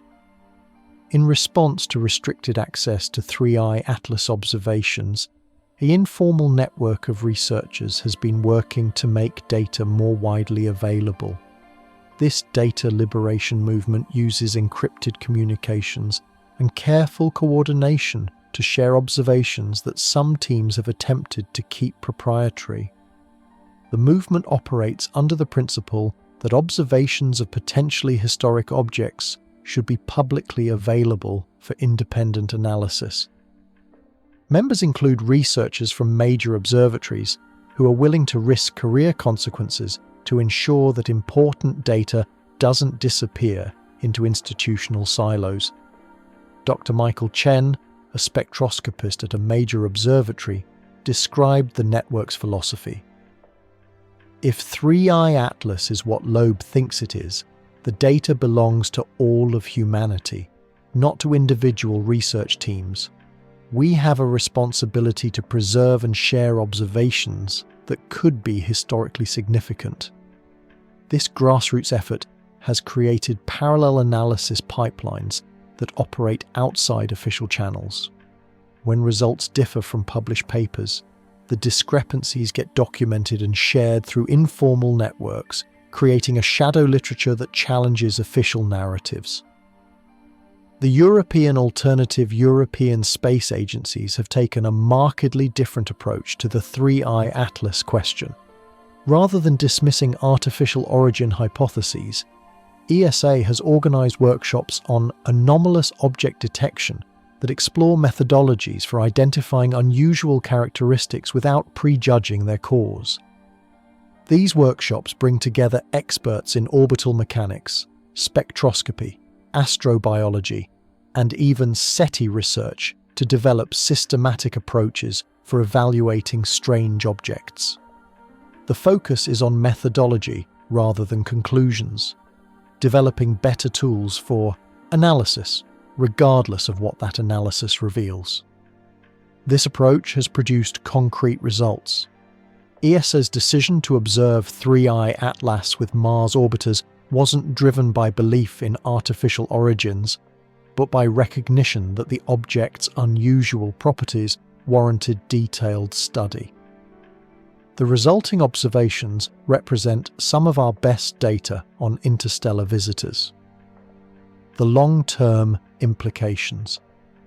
The way the scientific community handles the 3I Atlas controversy will have lasting implications for how we approach future discoveries. If institutional pressure successfully suppresses serious investigation of anomalous objects, we may miss evidence of extraordinary phenomena. Conversely, if Loeb's methodological approach proves valuable regardless of his specific conclusions, it could establish new standards for evaluating unusual astronomical objects. The techniques developed for 3I Atlas could apply to future interstellar visitors, exoplanet atmospheres, or other phenomena that challenge conventional understanding. Dr. Sarah Mitchell, a planetary scientist at a major university, reflected on the broader implications. The 3I Atlas controversy is really about whether astronomy is mature enough to handle paradigm-challenging discoveries. Are we willing to follow evidence wherever it leads, or will we retreat into comfortable assumptions when the evidence becomes uncomfortable? This question goes to the heart of scientific progress. History shows that major advances often come from researchers willing to challenge orthodox thinking, even at personal cost. Galileo faced persecution for suggesting Earth orbits the Sun. Continental drift was ridiculed for decades before plate tectonics was accepted. Quantum mechanics was dismissed as impossible until experimental evidence became overwhelming. Whether 3I Atlas represents another such paradigm shift remains to be determined. But the way we handle the investigation, whether we approach it with open minds or closed institutions, will define astronomy's character for the next generation of researchers. The object itself is indifferent to our debates. It continues its journey through our solar system, carrying whatever secrets it holds toward an uncertain revelation. Whether we're prepared for what it might teach us depends on choices we make in the coming weeks, as the scientific community decides whether curiosity or comfort will guide our response to the unknown. Chapter 10. November's Revelation. The Moment of Truth. As November 2025 begins, the astronomical community faces what may be the most significant observational campaign in the history of interstellar object research. ESA's JUICE spacecraft is positioned 428,000 kilometers from 3I Atlas, closer than any human-made instrument will get during the post-perihelion observation window. Ground-based telescopes worldwide are preparing to catch first light from the object as it emerges from behind the sun's glare, and Avi Loeb's Galileo Project observatories are scanning the skies for signs of secondary objects that his controversial theory predicts should arrive in Earth orbit within weeks. The stakes couldn't be higher. If 3I Atlas behaves exactly as natural comet models predict, it would deal a serious blow to the artificial origin hypothesis and likely end serious consideration of Loeb's theories within mainstream astronomy. If it exhibits new anomalies or confirms existing ones, the controversy will intensify, and if objects actually appear in Earth orbit during Loeb's predicted window, we'll face the most significant discovery in human history: the JUICE observations. Between November 2nd and 25th, JUICE will dedicate unprecedented observation time to studying an interstellar visitor. The spacecraft wasn't designed for comet observation. Its instruments are optimized for studying Europa, Ganymede, and Callisto, the icy moons of Jupiter. But mission planners have recognized the historic opportunity and repurposed the instrument suite for 3I Atlas. Janus, the optical camera system, will capture images at resolutions no other spacecraft can match during this period. The goal is to resolve the nucleus itself, determine whether it remained intact through perihelion, and document any changes in coma structure or activity patterns. MAGES, the imaging spectrometer, will map composition across infrared wavelengths with spatial resolution impossible from Earth-based telescopes. This is crucial for understanding whether the extreme 7.6.1 CO2 H2O ratio persisted through perihelion or shifted as different layers were exposed to solar heating. UVS, the ultraviolet spectrograph, will detect emissions from excited atoms and molecules, building on the SWIFT observations from August, but with much higher spectral resolution and sensitivity. If new molecular species appear in the coma, or if familiar ones show unusual characteristics, UVS will catch them. PEP, the particle environment package, will measure the plasma and neutral gas surrounding 3I Atlas, documenting how solar wind interacts with cometary outgassing. This data could reveal subtle signatures of internal structure or unusual volatile distributions that aren't apparent in remote observations. But here's the frustrating reality: we won't see any of this data until February 2026. JUICE is currently using its medium-gain antenna because the high-gain antenna serves as a heat shield. Data transmission rates are severely reduced, and the November observations will be stored on board for later download. 3 months of latency. 3 months where the most important data in the entire 3I Atlas investigation sits in computer memory, slowly traveling back to Earth at the speed of available bandwidth. The ground-based campaign. Meanwhile, the most intensive ground-based comet observation campaign in history is mobilizing. The moment 3i Atlas reaches sufficient solar elongation for safe observation, expected in late November, dozens of professional observatories will begin continuous monitoring. The initial observations will be crucial. Brightness measurements will immediately reveal whether something dramatic happened during the hidden perihelion passage. If 3i Atlas is much brighter than predicted, it suggests massive outgassing or fragmentation that expose fresh surface material. If it's dimmer than expected, the volatile reserves might have been exhausted, or the object could have gone dormant. Spectroscopic observations will be even more revealing. Has the CO2-H2O ratio changed? Are new molecules appearing in the coma? Are there signs of structural modifications or internal heating?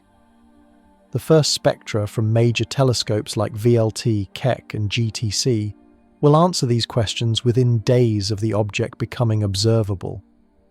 Astrometric measurements, precise positional observations, will determine whether 3i Atlas is still following a purely gravitational trajectory. Any deviation from predicted positions could indicate propulsive events during the hidden passage behind the Sun. The search for secondary objects. But perhaps the most intense focus will be on Loeb's specific prediction that probes released at perihelion using reverse Oberth maneuvers should arrive in Earth orbit between November 21st and December 5th. This is where the Galileo Project observatories become absolutely crucial. The challenge is staggering. Objects 10 meters across in unusual Earth orbits would be at the very limit of our space surveillance network's capabilities. Current systems can track objects down to about 10 centimeters in low Earth orbit, but only for objects in known, predictable orbits.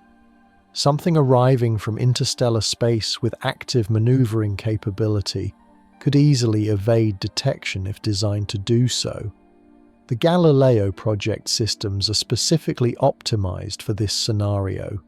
3 sites providing continuous all-sky coverage, algorithms designed to detect anomalous moving objects, detection thresholds lowered to maximum sensitivity during the critical window.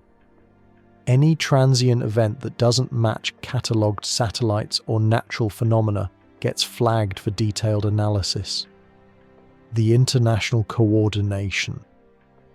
What makes this observation campaign unprecedented is the level of international coordination involved.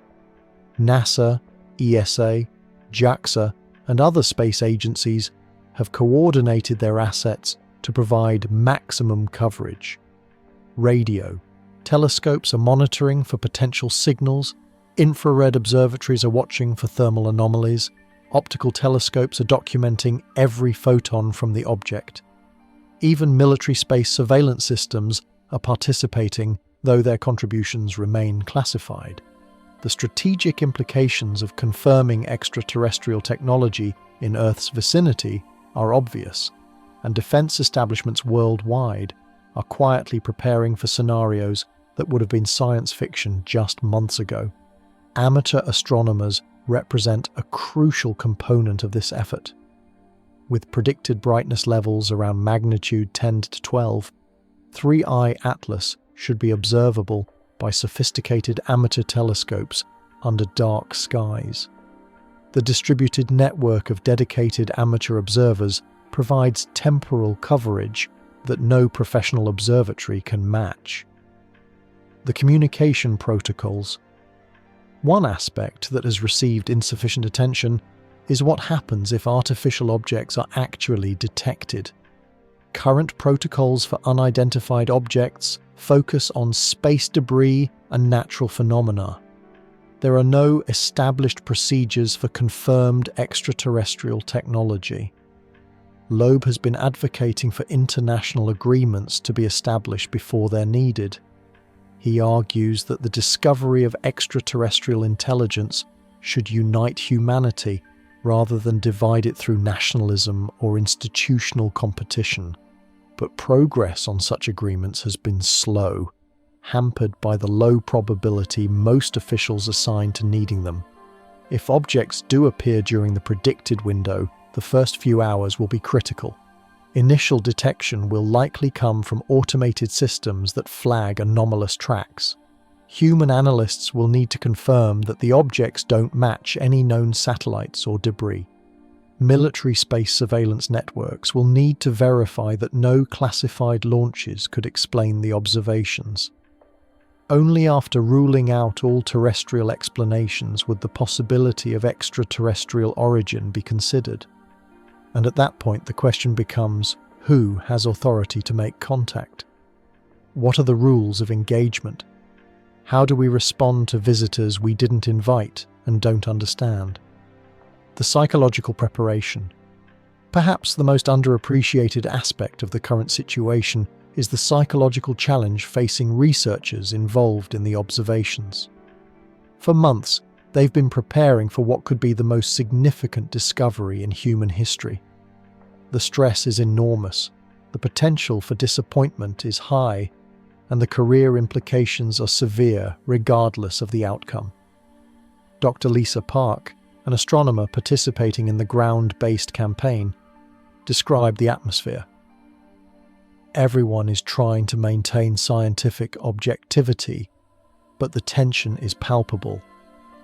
We're all aware that we might be witnessing something that changes everything we know about our place in the universe. Or we might be documenting the failure of a controversial hypothesis. Either way, these observations will be analysed for decades. The pressure extends beyond individual researchers to entire institutions. Observatories that have dedicated precious telescope time to 3i Atlas face scrutiny from oversight committees. Universities with faculty involved in the research worry about reputation impacts. Funding agencies question whether resources are being appropriately allocated. The media preparation major news organisations are also preparing for potential developments, though most are maintaining sceptical distance from Loeb's more dramatic predictions. Science journalists are briefing editors on the significance of various possible outcomes. Documentary producers are positioning crews for rapid deployment if major discoveries occur. The challenge for media coverage will be balancing responsible reporting with public interest. If objects do appear in Earth orbit, the initial reports will be preliminary, uncertain, requiring confirmation and analysis. But public hunger for information will be intense, creating pressure for premature conclusions and sensationalized coverage. Social media will likely explode with speculation regardless of what happens. The platforms are already filled with discussions of 3i Atlas, much of it misinformed or deliberately misleading. Any anomalous observations will trigger waves of interpretation, conspiracy theories, and fear-mongering that could complicate the scientific response. The historical context. As we approach these critical observations, it's worth reflecting on the historical significance of the moment. Whether 3i Atlas proves to be natural or artificial, the investigation has already advanced our understanding of interstellar objects and developed new methodologies for evaluating unusual phenomena. The techniques pioneered for 3i Atlas will be essential as the Vera Rubin Observatory comes online and begins detecting dozens of interstellar visitors per year. We're entering an era where such objects will be routine discoveries rather than rare events, and having systematic approaches for characterizing them will be crucial. But if Loeb's predictions prove correct, if November and December bring evidence of extraterrestrial technology, the implications extend far beyond astronomy. Our understanding of intelligence in the universe, our assumptions about technological development, our entire framework for thinking about humanity's cosmic significance would require fundamental revision. The countdown continues.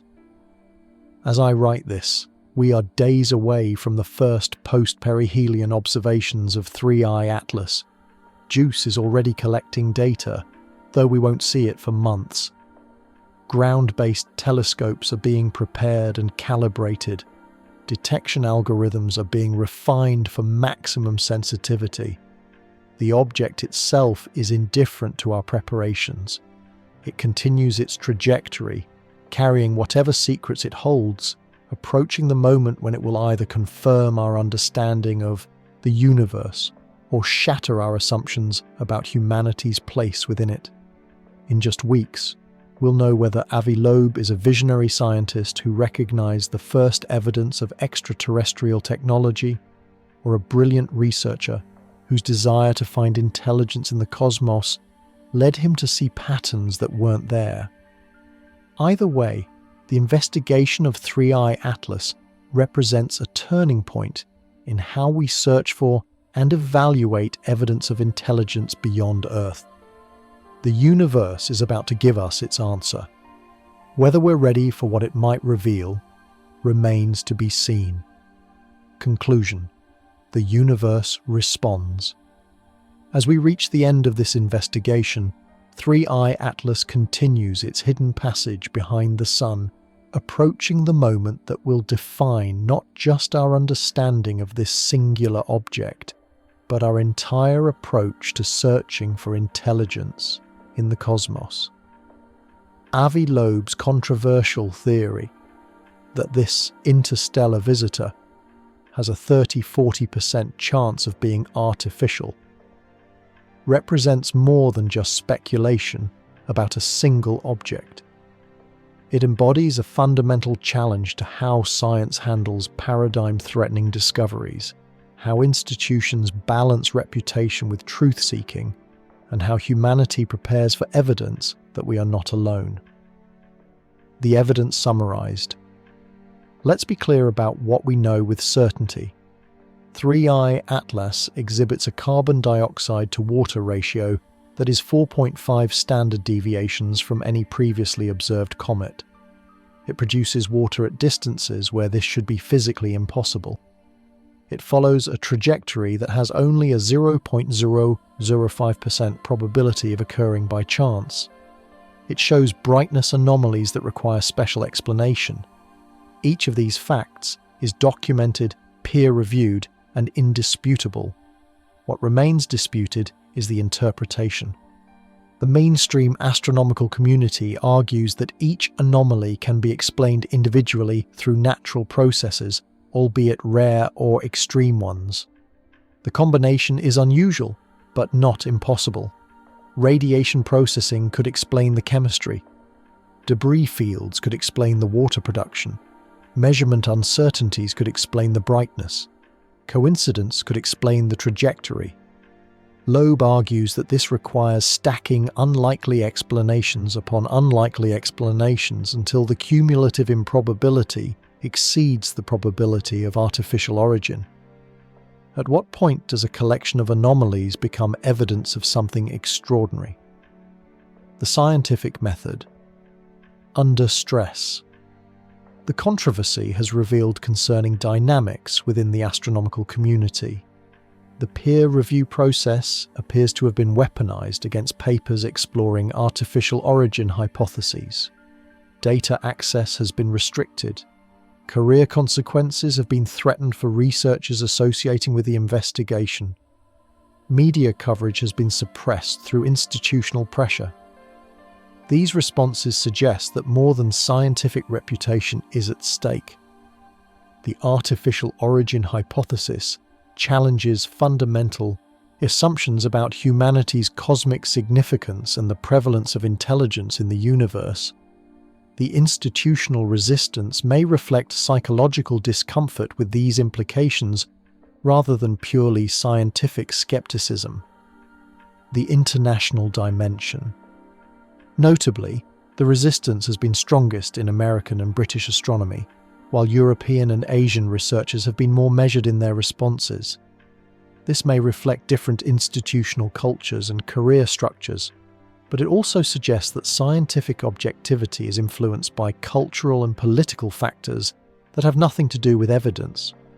The most productive discussions of 3I Atlas anomalies have often occurred in international forums where researchers can speak more freely, away from the institutional pressures that constrain domestic scientific discourse. The technical achievement, regardless of whether 3I Atlas proves to be natural or artificial, the investigation has advanced our capabilities for studying interstellar objects in unprecedented ways.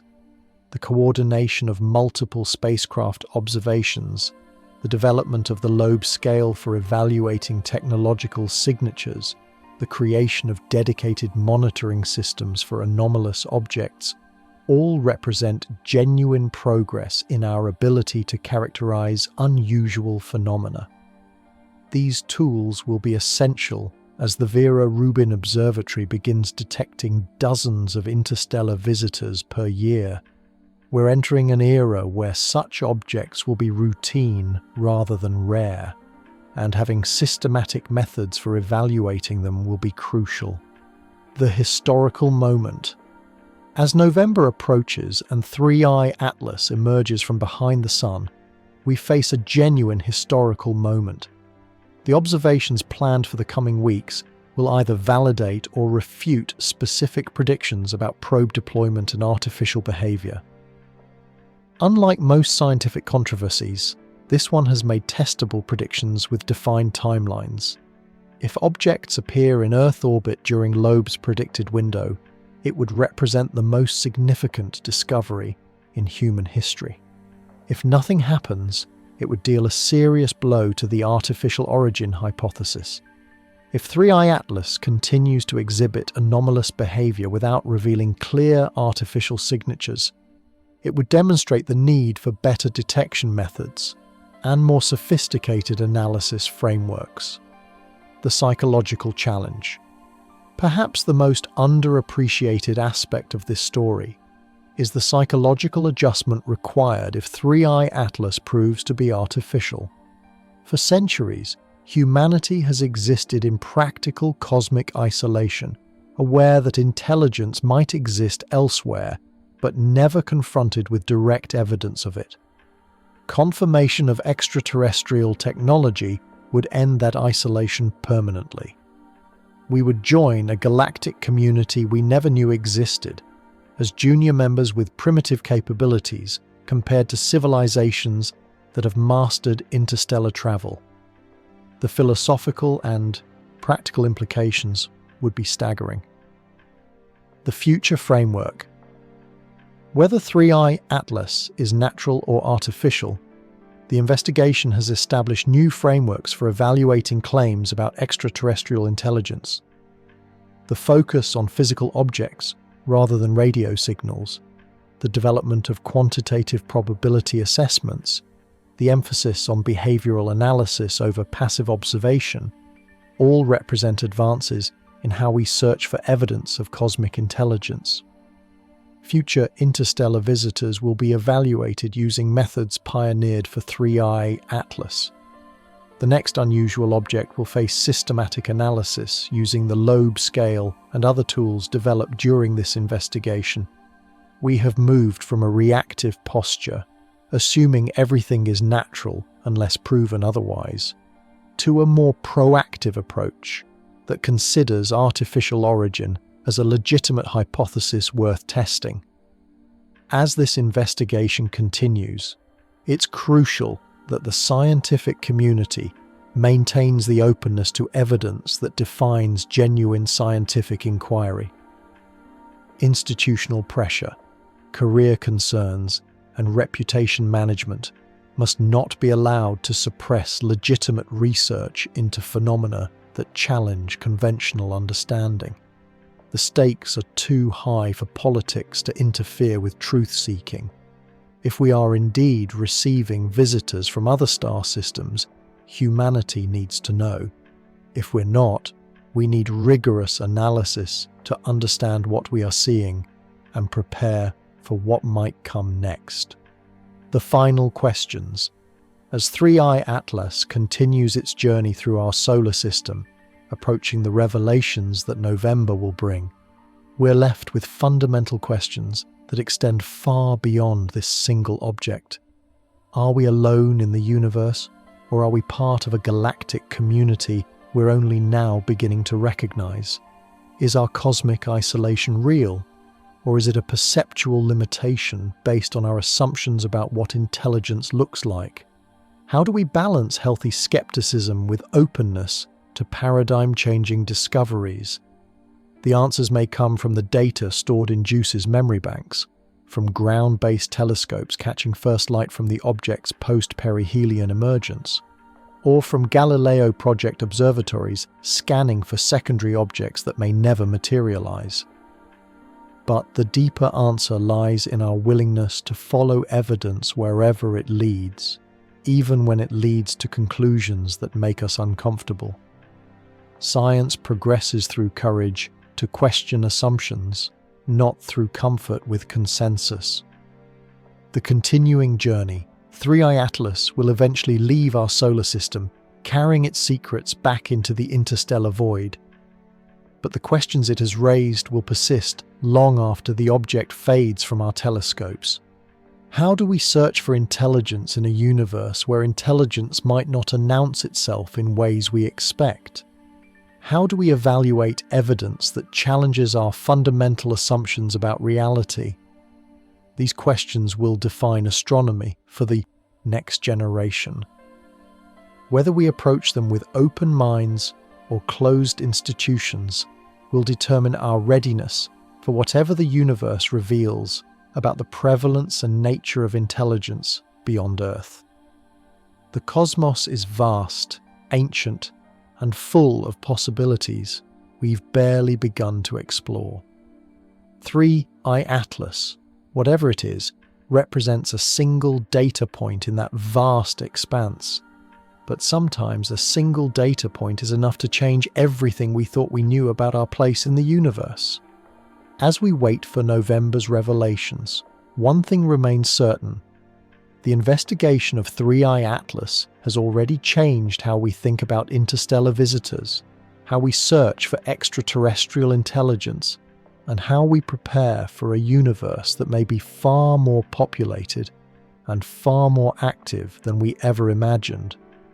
The story continues, and the universe is about to provide its next chapter. If you found this investigation compelling, make sure to subscribe and hit the notification bell for updates as this story develops. Share your thoughts in the comments about whether you think Loeb is onto something revolutionary or following patterns that aren't really there. And remember, regardless of what 3I Atlas ultimately proves to be, the questions it has raised about our cosmic neighbours will define scientific inquiry for generations to come.